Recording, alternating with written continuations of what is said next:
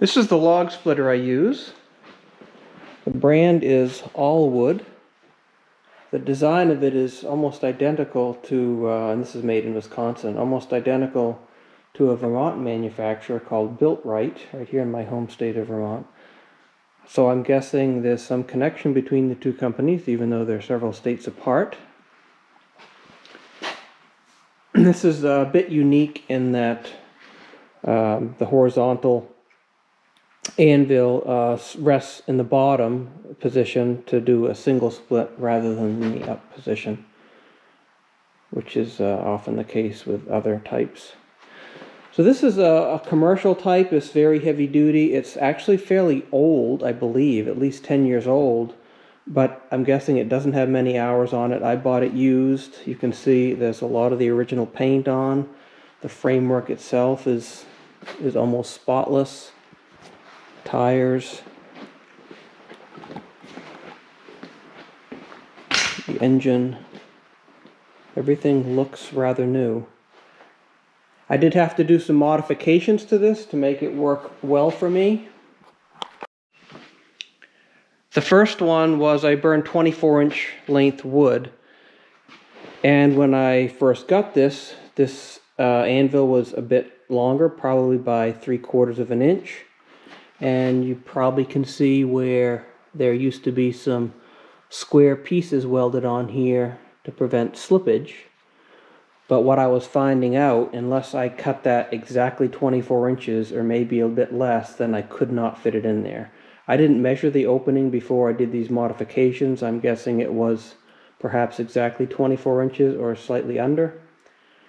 But in order to provide a little bit of slop so that I don't have to cut it quite that accurately, I ended up doing that and cutting these squares off and just adding some spots of weld to keep it from slipping, and that seems to work fine. So now against one of these weld tabs I have about 24 5/8 inches or so. So it gives me just over a ½ inch of play as far as cutting the length of firewood, and that seems to be okay. Occasionally I'll get one that's cut at an angle or cut long for some reason, and I'll have to trim it off to fit in here. Some other more minor modifications. One is this sort of a rest, which obviously keeps the logs from rolling off. In fact, my wife, after she was using it for the first time, before I put this piece of wood on there, said, "I have all these sores and black and blues across my belly. You know, what's that from?" And we figured out, because there's sort of a sharp edge of this angle iron. It was leaning up against there, because you're leaning up against here. So I put this piece of wood on here to provide a little bit more of a surface area so we don't injure ourselves operating the wood splitter. Another modification I made with these two control valves or needle valves. These both go to the auxiliary functions, which is the table and the horizontal wedge. I thought that they operated too quickly. It was very hard to find, particularly for the wedge, to find the right position, and they're obviously adjustable, so I can adjust the speed to whatever I want. And then this lever here is for the main cylinder. A couple other modifications on this table, which we do use. We'll set it more or less horizontally to rest firewood on. To get ready to split I had to add some sort of anti-friction globs of weld, because it was very slippery. It was very easy for stuff to slide off. And then this little area here, where when you lifted it up, oftentimes the log would slip down there onto the ground, which wasn't always that fun. So two minor modifications today that I want to do. One is to the muffler shroud, the heat guard, and you may be able to see it looks like something was on there.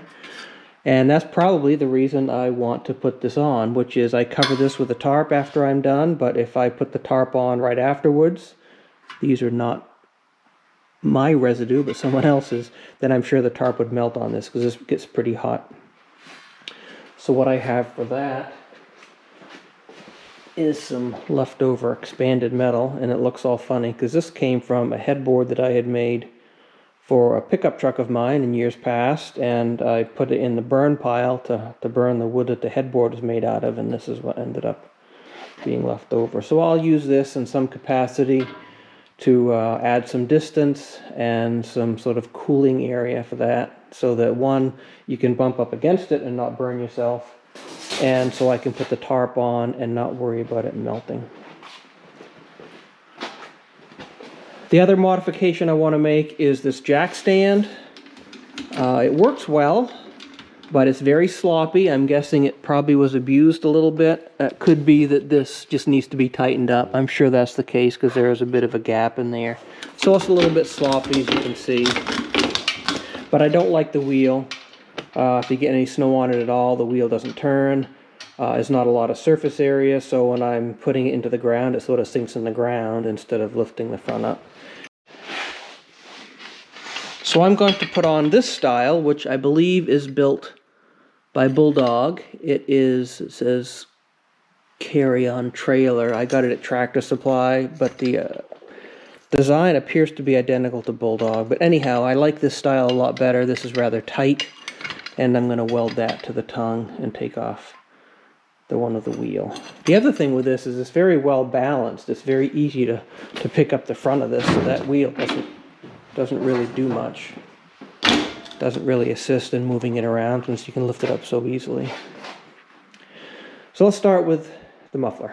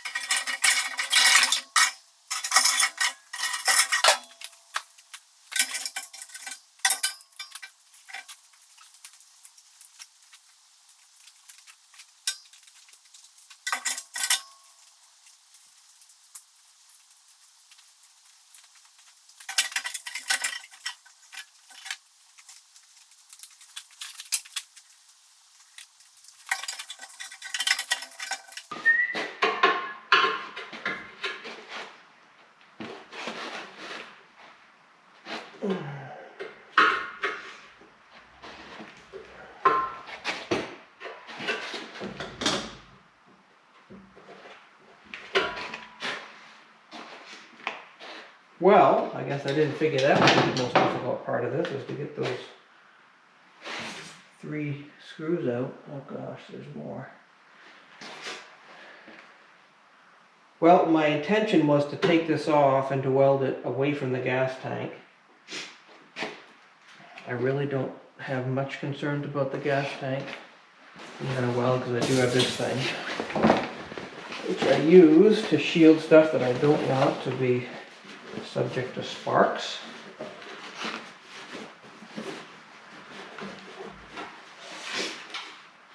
Because it looks as though taking that shield off would be quite a bit of a pain. So this is just a fiberglass blanket, sort of the same sort of fiberglass you'd use if you were repairing a boat or something.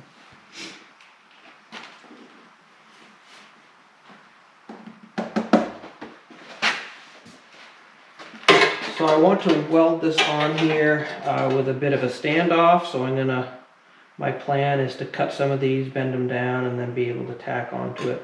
But before I do that, my concern, because this has been through a mildly hot fire when I was burning the headboard that it came from, is that it may not weld that well. This is thin, although I'm guessing I can spot weld it, or tack weld it I should say, without burning through it with my MIG. But I am concerned about this, that I don't know what the condition of the metal is going through that fire. So I'm going to weld the corners just to keep them together and to get rid of those sharp edges. See how that works. So my welder is just sort of an entry-level homeowner MIG Hobart. It's a Handler 190 there is what it says. So I'm going to start with maybe not the lowest voltage, but next to lowest. Turn my feed rate down to about the same amount. I did turn the gas on. See if it works.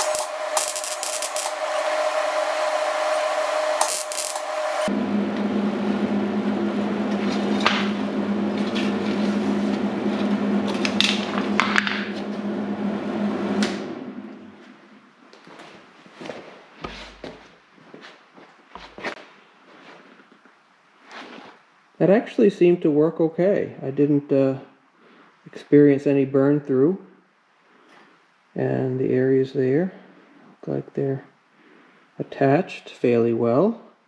Doesn't mean it's rugged or will last a long time. I guess I won't be able to figure that out today. So we'll continue on. So this is what the final product will look like. There might be some sharp edges there. So I just cut some of these tabs off, these links, these pieces there, the metal, and bent it down. That'll be my standoff. There's 4 of them. And I will try to weld them to the heat shield that is there and see what happens.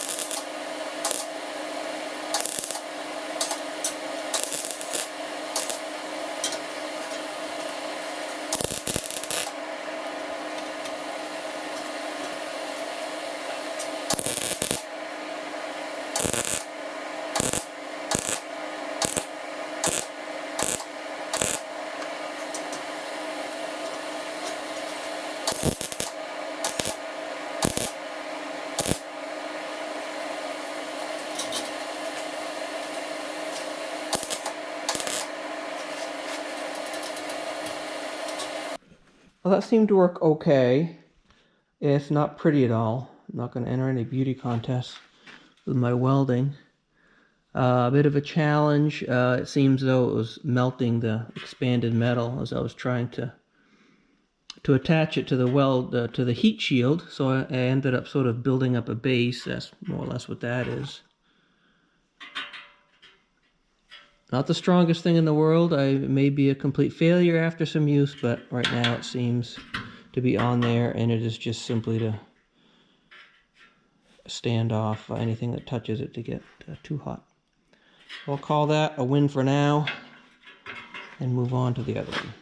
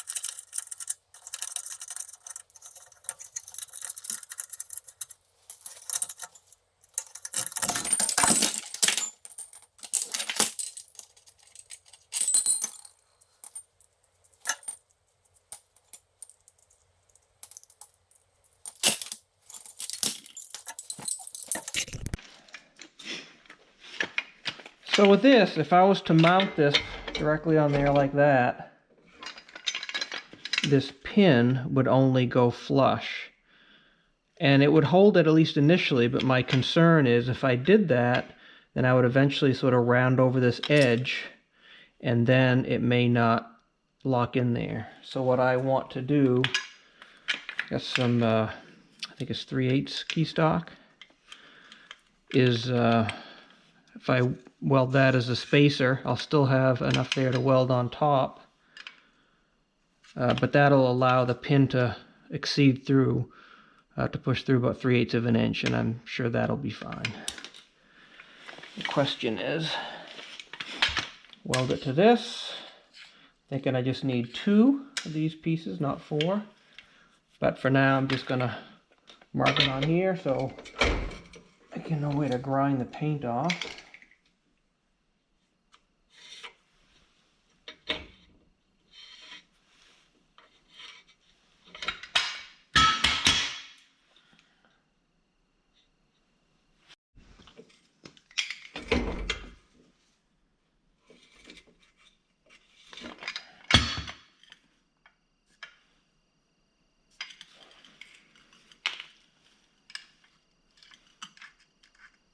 That'll be where they go.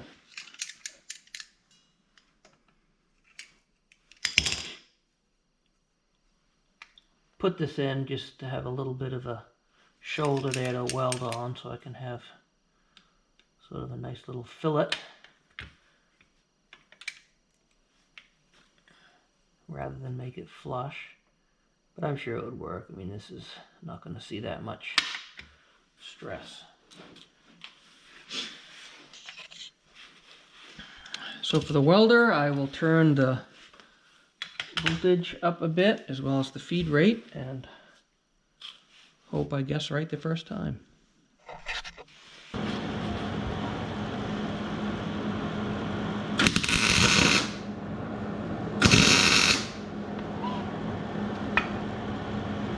Might be a little bit heavy on the voltage.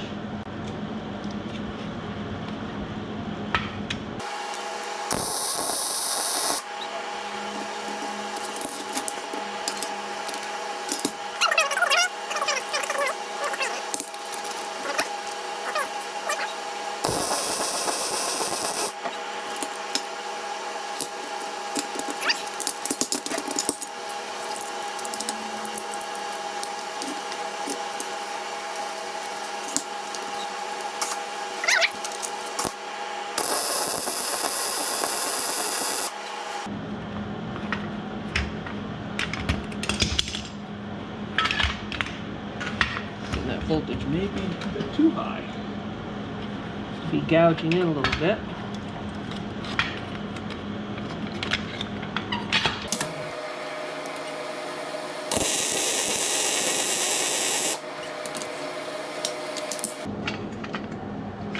So now to grind the paint off, so I have a decent surface to weld on. We'll go right there with plenty of room for the pin to go through, and hopefully enough surface area for strong attachment.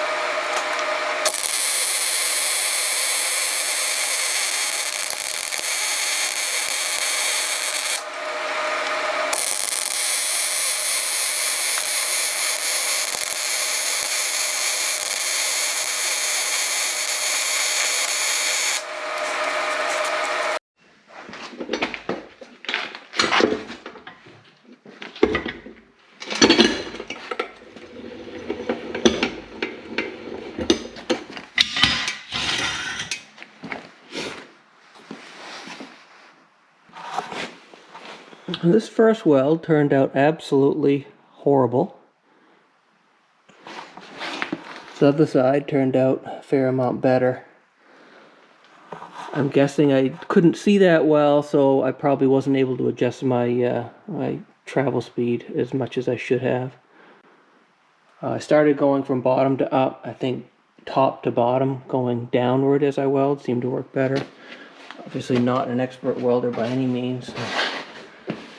This weld turned out okay. It was 3 passes. For some reason, right about there, this contamination, but the welder started to get angry with me, spitting back at me. But I'm after function, not aesthetics, so it works. So that'll put the do it to it on these 2 little things. If this works out well, I have the identical motor, which is a 390, a Honda, on my forwarding log trailer, and the same issue. I'd like to be able to protect that. I'm in and around it. I have come very close to burning my hands, and I like to put a tarp on it when I'm done. So if this works out, although I may buy some new expanded metal, we'll see how this works. A little bit of black paint over the welds, because I can't paint inside where there is no paint, the paint that I ground off, but here's what it is. Better than it was. There was a grease fitting, so I greased it. Should be good to go.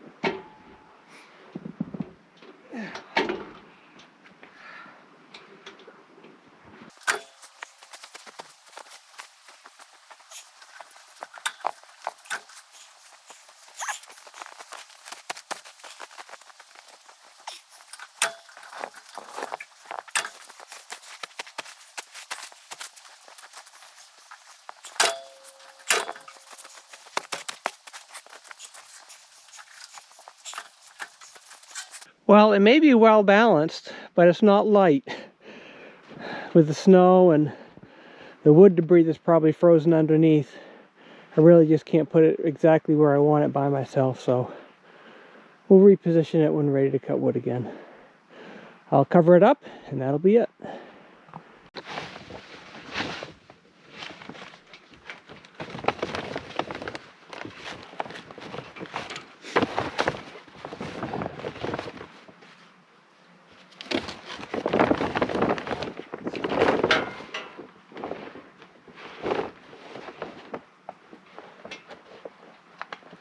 So I like these little things. They're called ball bungees. The first set I got, I actually like better because this was thicker. So one, it was a bit ruggeder. The other thing is, with the thicker ones, if you put them through the eyelet, it'll stay there. This one slips out very easily, so I think I've lost some. But they work wonders for tarps and other things. They just loop around there and that's it. Couple on the front here, they just stay there, and when we're using it, I just take and sort of flip it over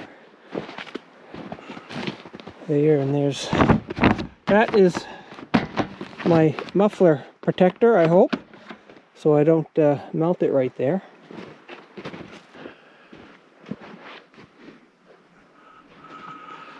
So that'll do it for this small improvement. Thanks for watching. I appreciate it.